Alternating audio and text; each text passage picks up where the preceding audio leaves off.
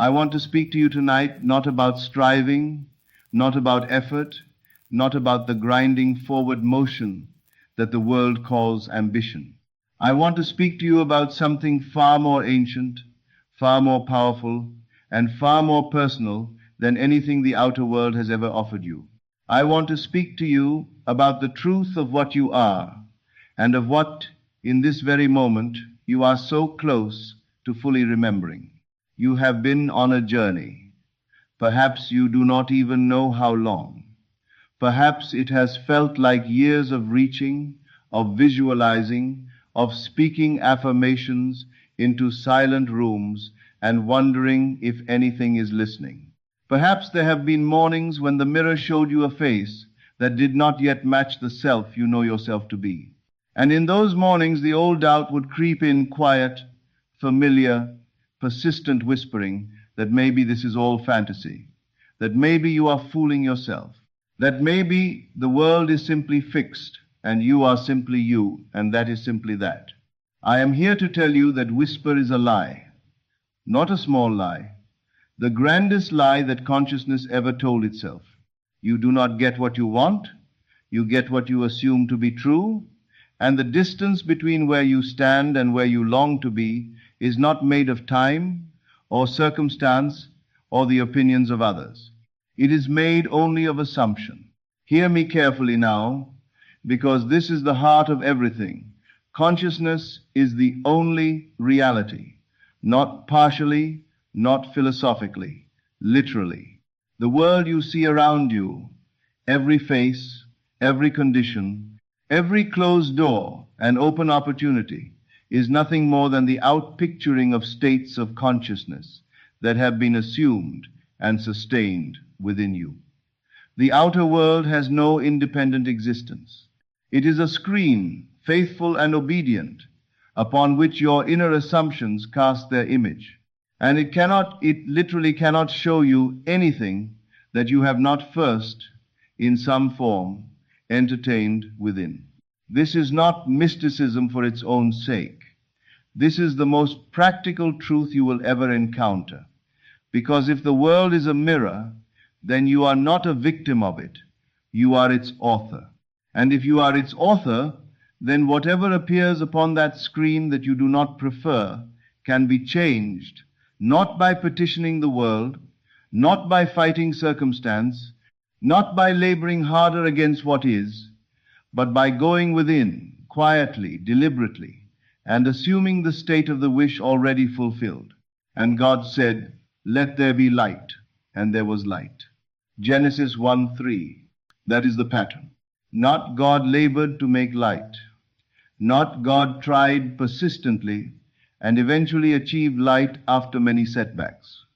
God spoke, which is to say, God assumed, and it was. The same power lives in you. It has always lived in you. Imagination is God, and imagination is yours. It is not borrowed.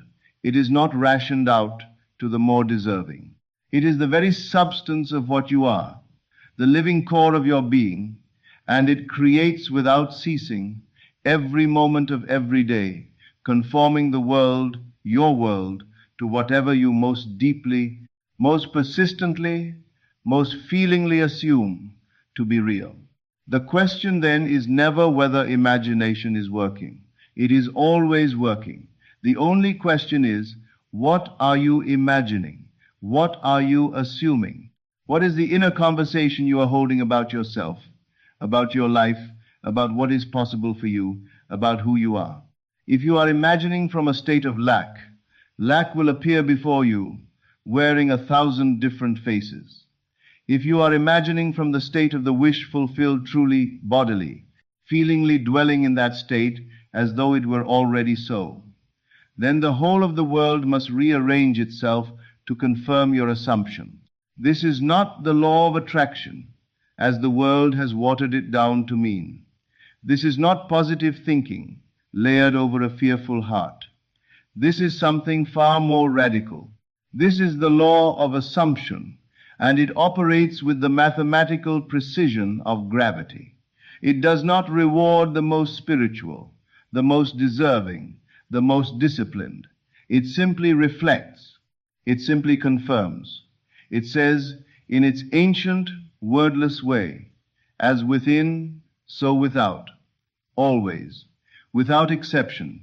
Now here is where most people, on the very threshold of their transformation, make the single error that keeps the door just barely closed. They have learned the principle. They have practiced the visualization. They have spoken the inner word, seen the inner scene, felt the inner joy, and then they have waited. And while waiting, they have watched the outer world and seen it not yet changed. And in seeing it not yet changed, they have quietly, unconsciously, slipped back into the old state, back into the self that doubts, the self that monitors, the self that needs evidence before it will fully believe. And so the evidence does not come. Not because the law failed, but because the state was not fully held. You cannot be in two states at once. You cannot serve both the assumption of the wish fulfilled and the observation of its apparent absence. The moment you look out at the world for confirmation, you are no longer standing in the state, you are standing outside it, watching for it.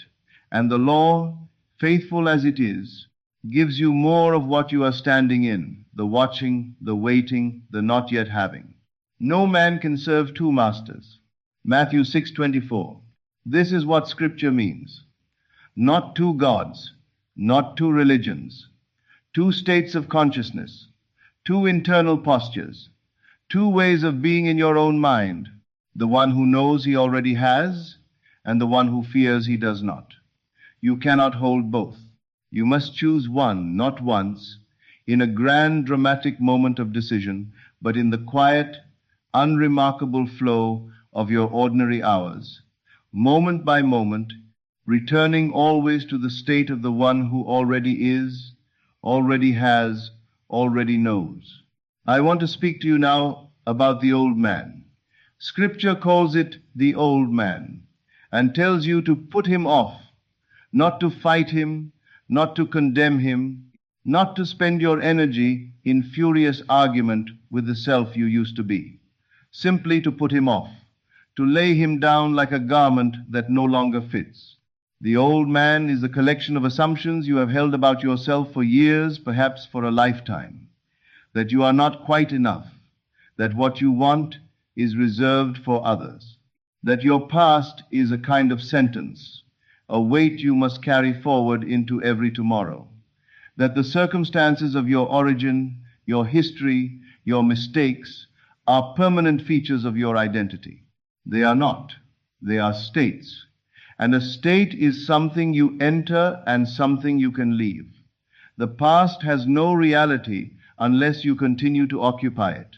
The failure of last year is alive in your present only because you keep returning to it in consciousness, rehearsing it, refeeling it, granting it the power of present tense reality.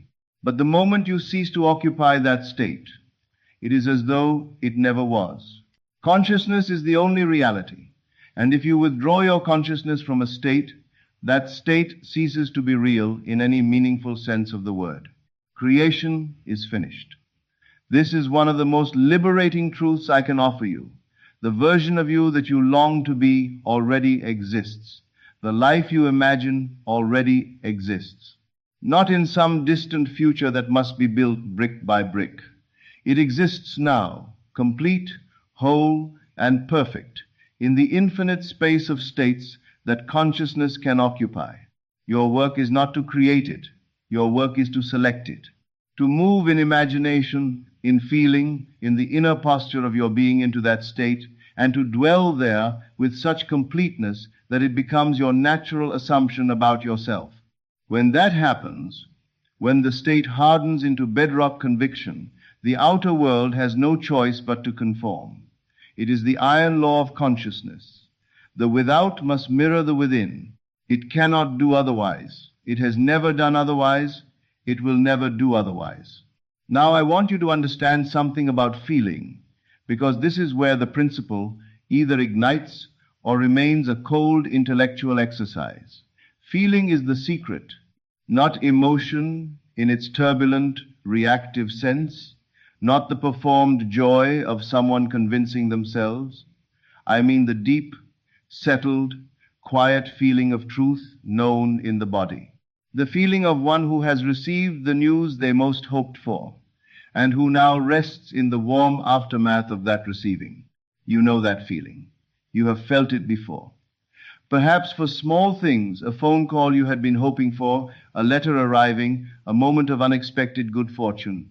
There was a particular quality to that feeling, a relaxing, an opening, a sense of rightness, as though the world had slotted into the arrangement that it always should have had.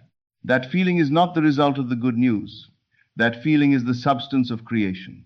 When you can generate that feeling not in response to the outer world, but in advance of it, in imagination, about the thing you most deeply desire, and when you can sustain that feeling as your natural inner climate, you have done everything. You have completed your work. The rest is simply the outer world catching up to the inner fact. What things soever ye desire when ye pray, believe that ye receive them, and ye shall have them. Mark 11, 4 October. Believe that ye receive them, present tense. Not believe that you will receive them. Not believe that if you are good enough and persistent enough, they may one day come to you. Believe now that ye receive them. The whole prayer is answered the moment the inner state shifts from wanting to having, the moment you move from the consciousness of the one who seeks to the consciousness of the one who has found. And now I want to speak directly to those of you who are close, because I know you are close.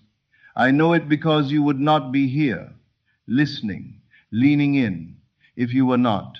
The one who is far from this truth does not hunger for it this way. The hunger itself is the sign of proximity. You do not intensely desire what is entirely foreign to you. You desire what is close to you, close to your nature, close to your state, close to your becoming. The desire itself is evidence of the existence of the thing desired, and it is evidence of your readiness to inhabit the state in which that desire is satisfied. But I want you to understand something about this closeness. When you are close, truly close to a transformation in consciousness, the old state will often become louder. This is not a sign that it is growing more powerful. It is the opposite. It is the old state's last voice. When a pattern is about to dissolve, when an assumption that has shaped your world for years is about to be permanently replaced by a new one, the evidence in the outer world may seem to briefly amplify in the wrong direction. The situation may look worse before the shift makes itself visible. The finances may seem more strained. The relationship may seem more strained. The body may seem more insistent in its symptoms. Do not be moved by this. Do not interpret it as failure. This is simply the outer world completing its correspondence to the state you are leaving. It is the old state expressing itself fully one last time before consciousness moves on and the world has no choice but to follow. Please keep going. You are so close. The bridge of incident, the sequence of events, encounters, circumstances, and opportunities that will carry your desire from the inner to the outer is already being constructed in ways you cannot see and do not need to see. You do not know how it will happen. You do not need to know. In fact, the need to know how is itself a subtle form of disbelief, a quiet insistence that you must manage and monitor the process, which implies that the process might fail without your management. Let it go. Your only work is the inner state. Your only responsibility is the assumption. The how is not your province.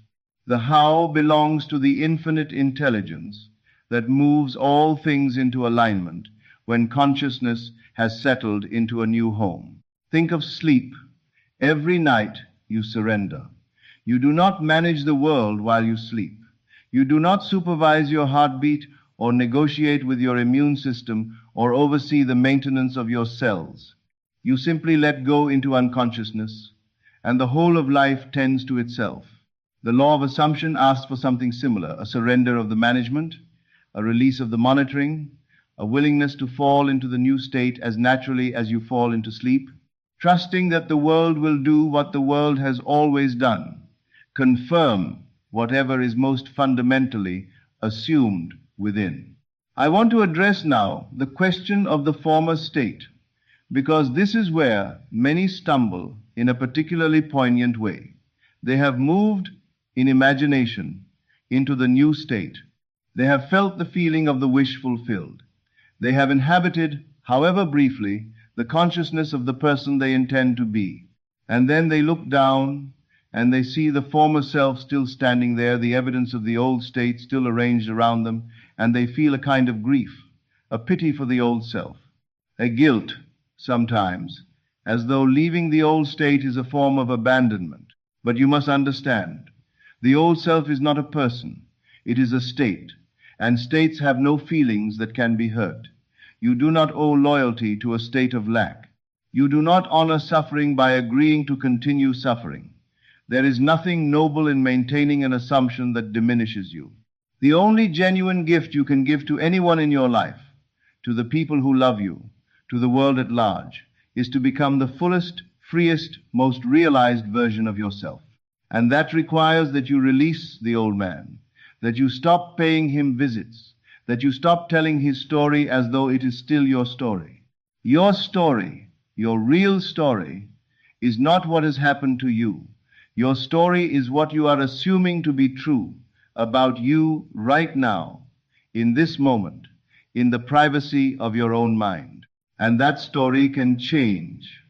It can change in an instant, not gradually, not through a long rehabilitation of the self. In an instant, in the space of a single decision of consciousness to occupy a different state, everything that ever was can become simply the former things that shall not be remembered, nor come into mind, as Scripture says. The past is not a wall. It is not even a path. It is simply what was imagined before you imagined differently. Behold, I make all things new. Revelation 21:5. All things new. Not improved things. Not things gradually repaired. New. That is the power of consciousness shifting its state. Nothing carries over that you do not carry. The new state comes with its own history, its own logic, its own set of confirming facts, and the world rushes to supply them, because the world has no other function than to supply what consciousness demands. Now, I want to speak about identity, because identity is the operant power here more than any technique, any visualization method, any affirmation practice.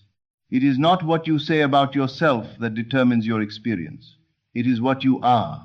And what you are is what you most fundamentally assume yourself to be in the quiet of your own being, below the level of deliberate thought, in the deep water of your basic self-concept.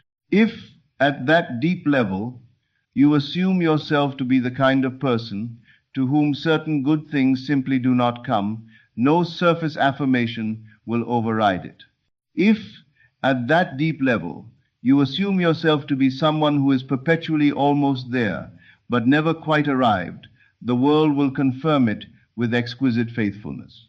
Every affirmation, every vision board, every technique applied on top of a contrary self-concept is like painting beautiful colors on a wall that is structurally unsound. The structure must change.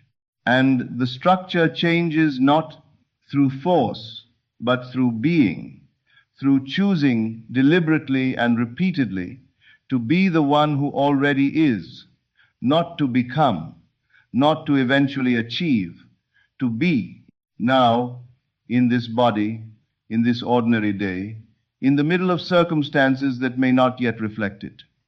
To speak from that identity, to think from that identity, to move through the world with the settled, unhurried confidence of one for whom the thing is already done because inwardly it is. The man who knows he is loved moves differently through a room than the man who hopes to be loved.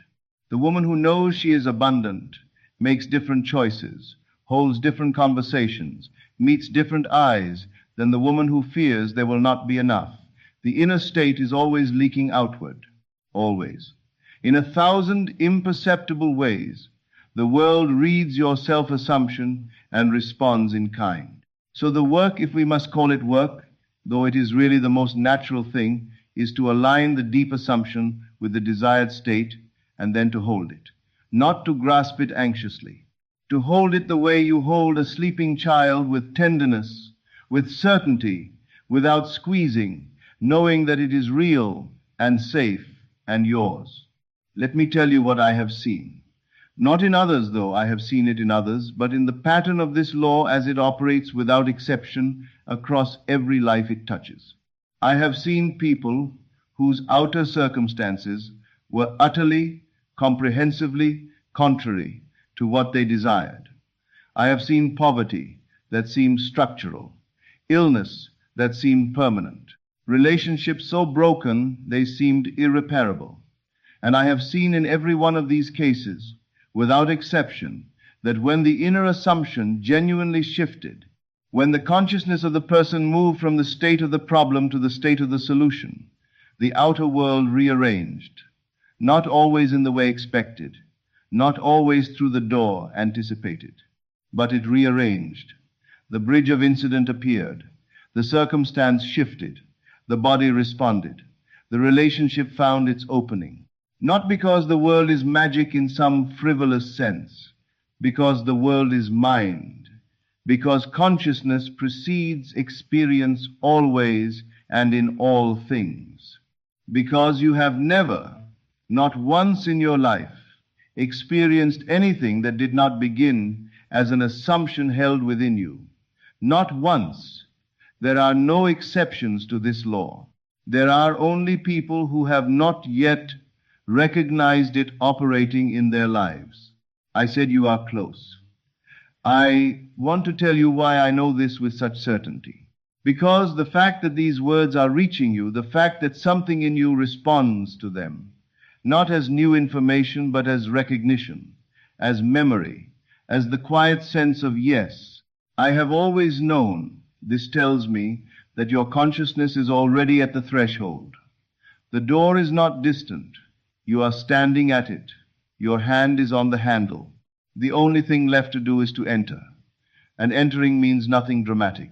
It means settling into the state of the wish fulfilled with such completeness, such naturalness, such undefended ease, that you stop checking whether the door is opening and simply find yourself somehow already on the other side. It means taking your attention off the evidence of the former state truly, not as a discipline, but as a natural consequence of being so fully absorbed in the new state that the former one simply ceases to hold your interest.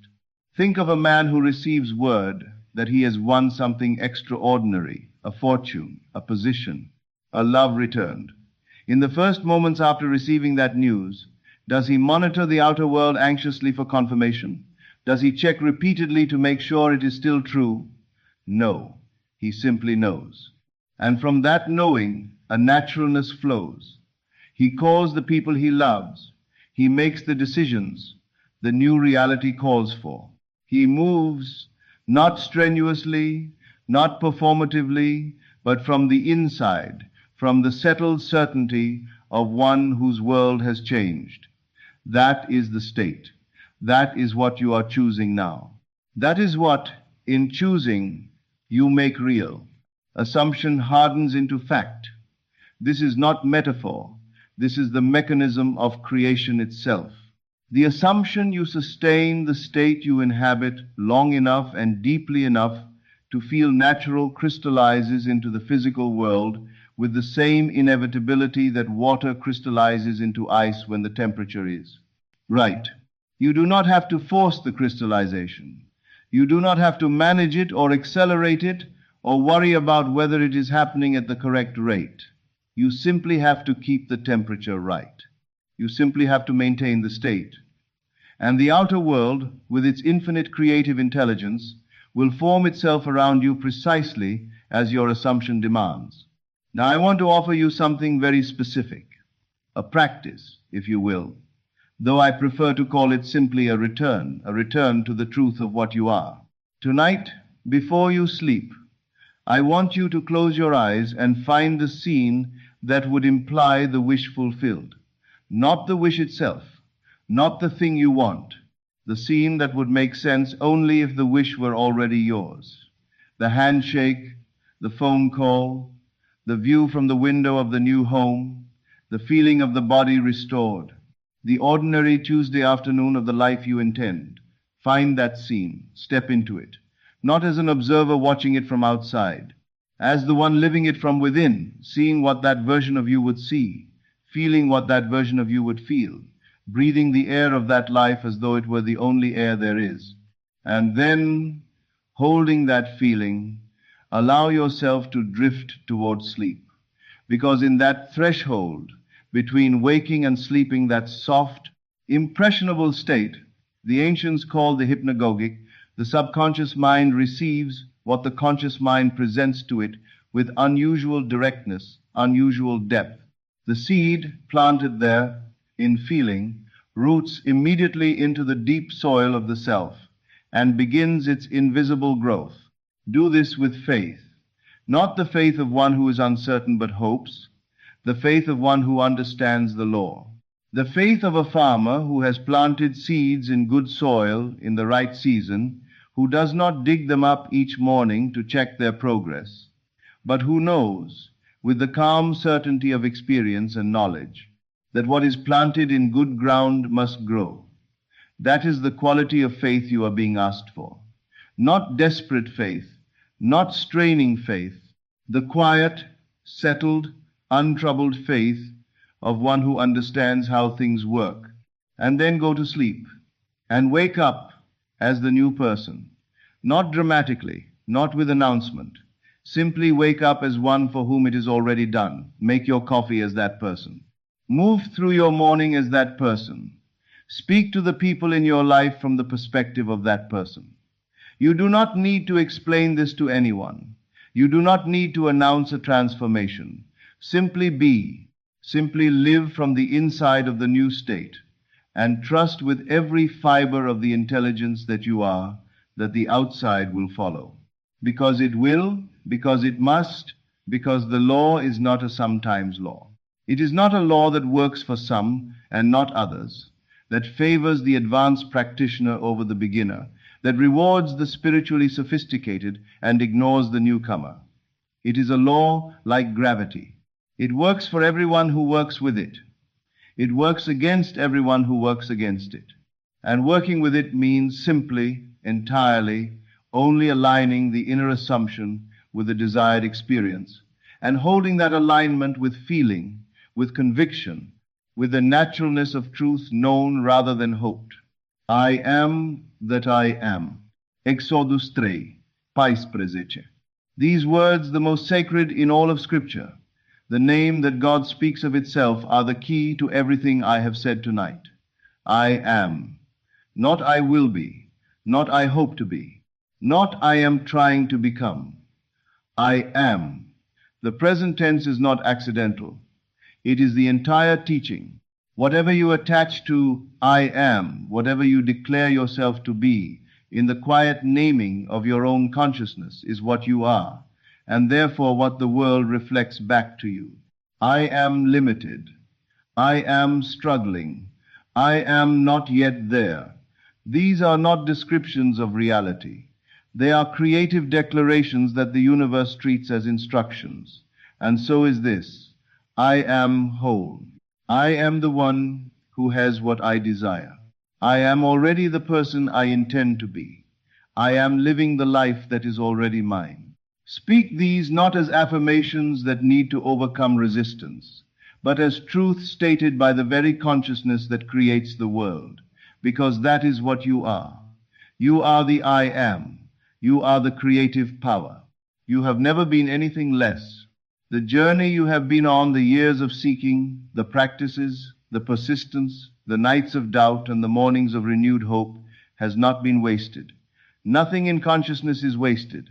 Every visualization, every moment of genuine inner feeling, every instant in which you chose the state of the wish over the state of the lack, all of it has been accumulating, like water rising behind a dam, pressing forward, pressing upward, waiting for the moment when the pressure reaches the threshold and everything flows freely into the new landscape.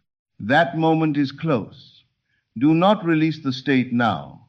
Do not, in this very moment of proximity, withdraw back into the old assumption, because the evidence has not yet fully appeared.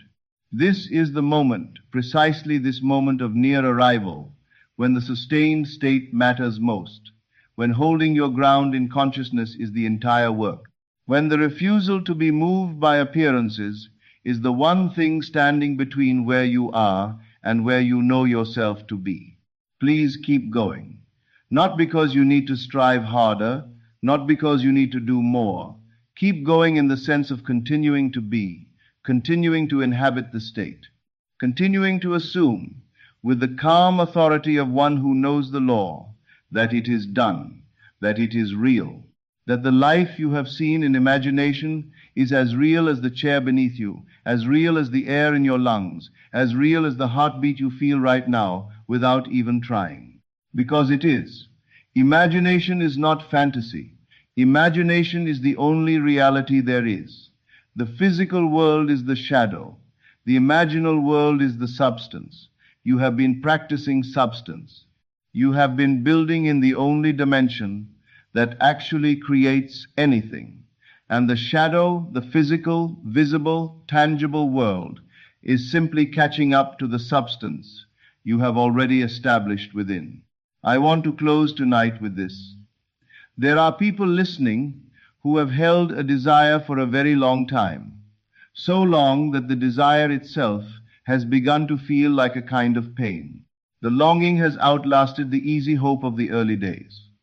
The visualization has become sometimes a reminder of what is not yet here rather than a direct experience of what already is. I want to speak to those people with particular care. The duration of the desire is not evidence of its impossibility. It is not evidence that you have done something wrong. It is simply evidence that the state has not yet been fully inhabited, that somewhere in the consciousness, the assumption of the wish fulfilled is still being held alongside the awareness of the lack, and the two are canceling each other. The solution is not to try harder.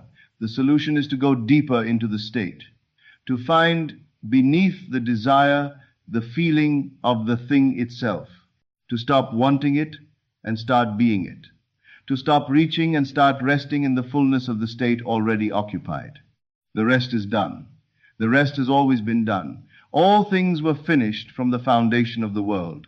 You are not creating anything new. You are selecting.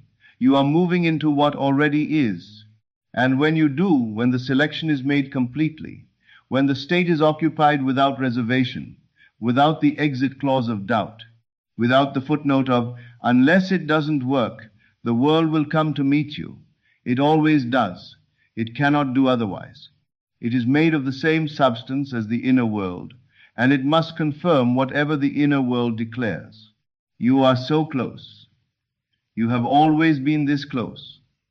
The truth is that you have never been anywhere else. You have simply been standing, at times, with your back to the door, looking at the evidence of the room you are in, and concluding that the door must therefore not exist. Turn around. The door is there.